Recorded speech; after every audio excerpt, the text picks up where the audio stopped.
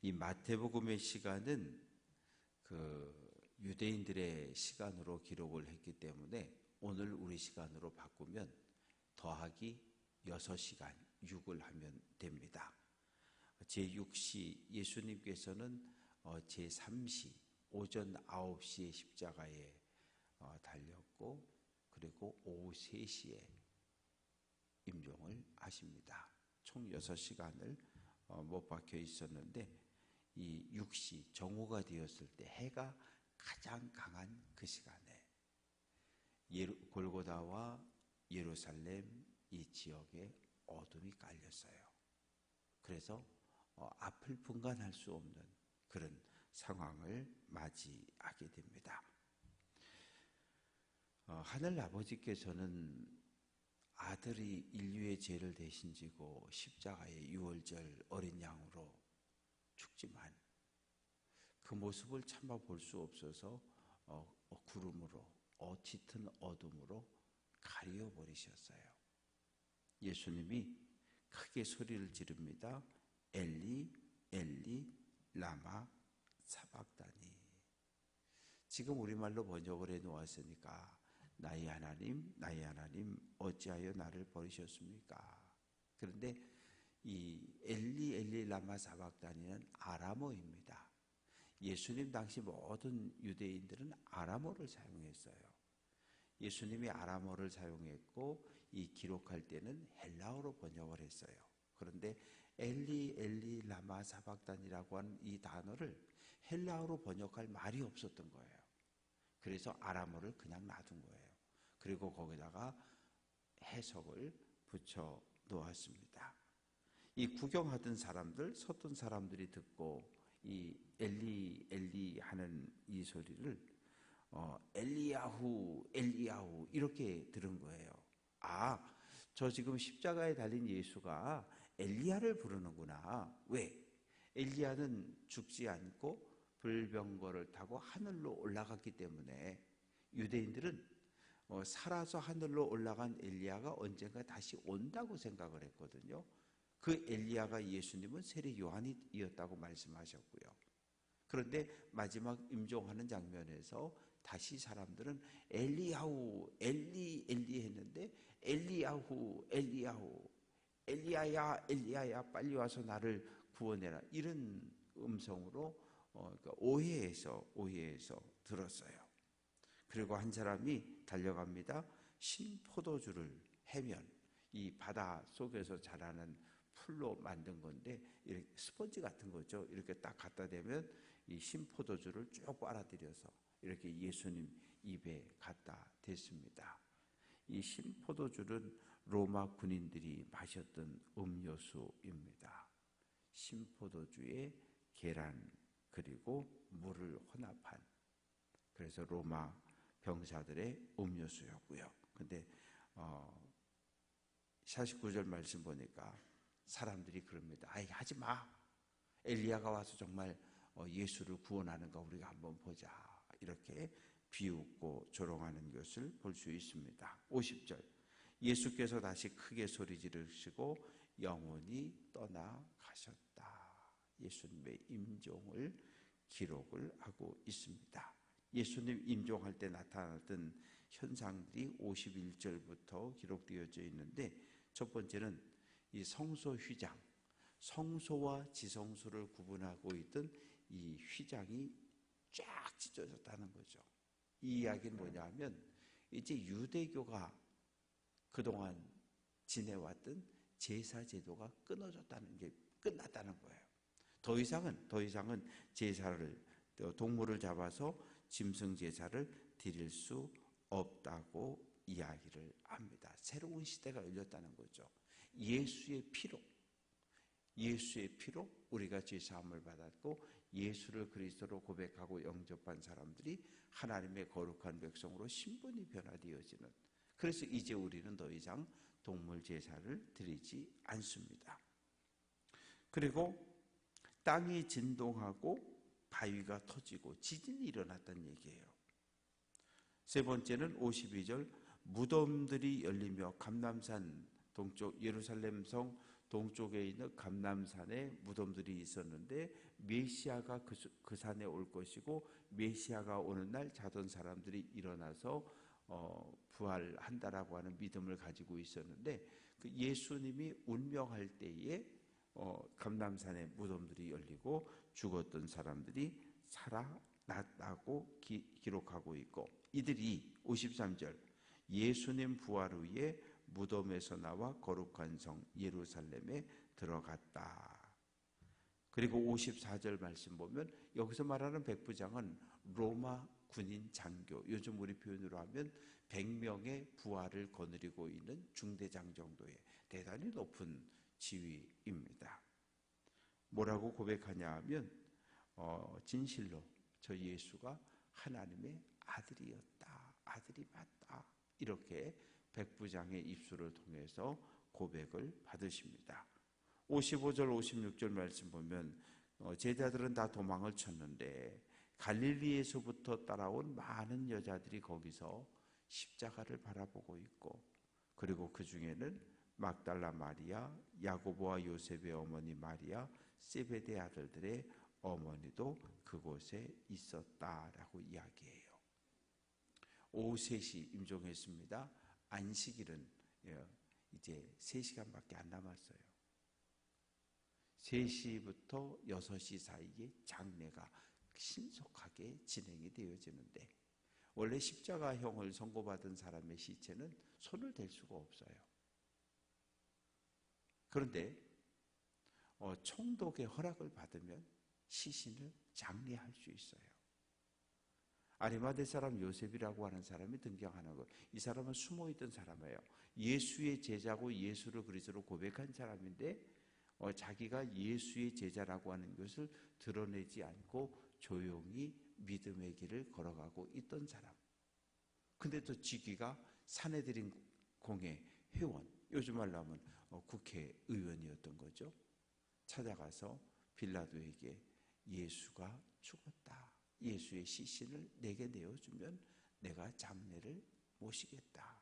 사실 빌라도는 처음부터 끝까지 예수가 무죄인 것으로 확신했고 어떻게 해서든지 예수를 특별사면으로 풀어주려고 했지만 결국은 대제사장과 백성들의 함성에 굴복하고 예수를 십자가에 내어줬잖아요.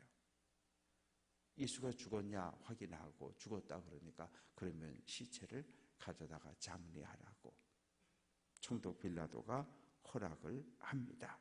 그래서 55절 말씀 보면 요셉이 예수의 시체를 가져다가 세마포 아주 좋은 천으로 예수의 시신을 싸고 그리고 바위 속에 판 자기 새 무덤에 넣어두었다. 자기가 죽으면 묻힐 그 바위를 파고 들어가서 거기다가 예수의 시신을 장례했다는 거죠. 그래서 보통 유대인들의 장례법을 보게 되면 이 무덤 들어가면 입구에 거기다가 시체를 1년 동안 모셔둡니다. 1년 동안 모셔두면 살이 다 썩고 뼈만 남는 거죠. 그러면 1년 후에 뼈를 수습해서 그 뒤쪽에 있는 가족들의 묘 안에다가 이렇게 계속 쌓아가는 거거든요. 가족묘기 때문에. 그런데 이제 무덤 문을 열고 예수의 시신을 안치하고 무덤 문을 큰 돌을 굴려서 닫고 이제 갔어요. 그런데 또 여기 누가 등장합니까? 61절 거기 막달라 마리아와 다른 마리아가 무덤을 향하여 앉았더라. 그러니까 십자가 아래도 가가지고 이렇게 십자가에 달린 예수님을 바라보며 여인들이 지켜보고 있었고 그리고 예수의 시신이 장례되어진 무덤 건너편에도 여인들이 앉아서 예수님의 장사되어진 그 무덤을 바라보고 있습니다. 이제 날이 지나서요. 62절 오후 6시부터 안식일이 시작됐고 그 다음 날 오전입니다. 대제사장들, 바리새인 이 사람들이 산헤드린 공회 회원들이 빌라도를 찾아갑니다. 이건 말이 안 되는 거예요. 이러면 안 돼요. 대제사장과 이 바리새인들은 다른 것도 아니라 정결, 거룩함을 회복하는 일에 목숨을 건 사람들이 바리새인들이거든요. 그런데 안식일에 집에서 안식해야 되는데 집을 나서서 어디를 이방인 총독 빌라도의 관저를 찾아가라, 사무실을 찾아가는 거예요. 안식일의 규례를 지금 다 어기고 있는 거예요. 이방인의 집에 들어가도 안 되고 이방인을 만나도 안 되는 사람들이, 거룩에 목숨을 건 사람들이, 율법을 지키는 사람들이 그걸 다 깨트리는 거예요. 그리고 총독 빌라도를 찾아가서 이야기합니다. 예수가 살아있을 때 내가 죽으면 사흘 후에 다시 살아난다고 말한 것을 63절 끝부분 우리가 기억하노니. 아니, 예수님의 제자들도 예수님이 고난당하고 부활한다는 것을 4번이나 얘기했는데 제자들은 다 도망쳐 버렸잖아요. 그런데 대제사장과 바리새인들은 예수님의 말씀을 기억하고 있었던 거예요. 그래서 총독 빌라도를 찾아가서 만약에 저 제자놈들이 밤에 몰래 와서 무덤문 열고 예수의 시체를 꺼내가 놓고 그러고 나서 예수 부활했다 그러면 더 시끄러워지고 문제가 커질 테니까 로마 군인들로 하여금 3일 동안만 무덤을 굳게 지켜달라는 거예요. 그러자 빌라도가 이야기합니다. 65절. 너희에게 경비병, 성전을 지키는 레위인들로 구성되어진 성전 경비병들이 있으니 가서 너네 마음대로 하고 싶은 대로 지켜라. 그러자 66절. 경비병과 함께 가서 돌을 임봉하고, 그런데 이 대제사장과 바리새인들이 의심이 많잖아요. 아마 성경이 기록되어지지 않았지만 분명 무덤 문을 열었을 거고 세마포로 똘똘 쌓인 예수의 시체를 확인하고 아유 다행이다. 그러고 나와서 다시 돌을 닫고 그리고 대제사장의 이름으로 인봉을 하고 이 줄을 감아놓고 밀랍으로 딱딱 손을 대지 못하게 이 초로 이게 굳혀놓으면 초가 깨지거나 뜯은 흔적이 있으면 금방 알 수 있도록 그렇게 해놓고 성전 경비병들로 하여금 굳게 지키라고 명령을 내립니다. 오늘 말씀 속에 여인들을 한번 좀 주의 깊게 봤으면 좋겠어요. 갈릴리에서부터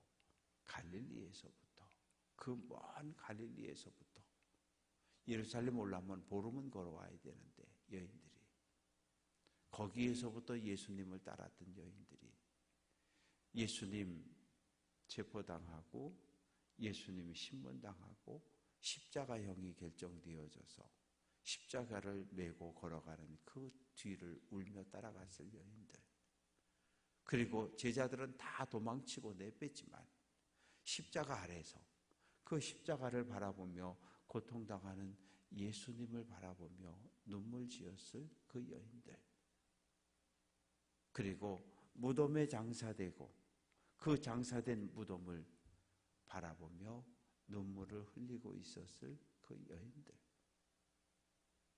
그래서 이 여인들이 마태복음 28장 1절에 가면 부활의 첫 번째 증인이 되는 거예요. 여자는 사람 취급도 하지 않았는데 숫자를 셀 때 집어넣지도 않았는데 유대 사회에서 천대받던 사람들이었는데 그럼에도 불구하고 이 성경은 여인들의 아름다운 신앙의 이야기를 기록으로 남겨놓았습니다. 오늘은 교회도 마찬가지죠. 여성교회가 여성들의 헌신과 기도가 없다고 한다면 교회는 설 수 없고 존재할 수 없어요. 가정도 마찬가지입니다. 가정도 엄마들이 살리는 사람이거든요. 남편도 살려주고 시어부모도 살리고 자손들도 살리고 여성들의 일은 소중해요. 단순하게 생명을 잉태하고 출산하는 역할이 아니라 생명을 살리고 가정을 살리고 교회를 살리는 것이 여성들의 헌신적인 삶이었어요. 그래서 오늘 아침에는 말씀을 좀 묵상할 때 이 여인들의 모습을 갈릴리에서부터 그 먼 길을, 그 험한 고갯길을 올라가서 예수의 고난에 정말 동참했던 이 여인들을 묵상하며 기도하시고, 오늘 한 날도 이 여인들의 아름다운 믿음의 이야기가 나를 통해서 계속해서 이어져 갈 수 있기를 기도하는 우리 귀한 성도 될 수 있기를 주님의 이름으로 부탁드립니다.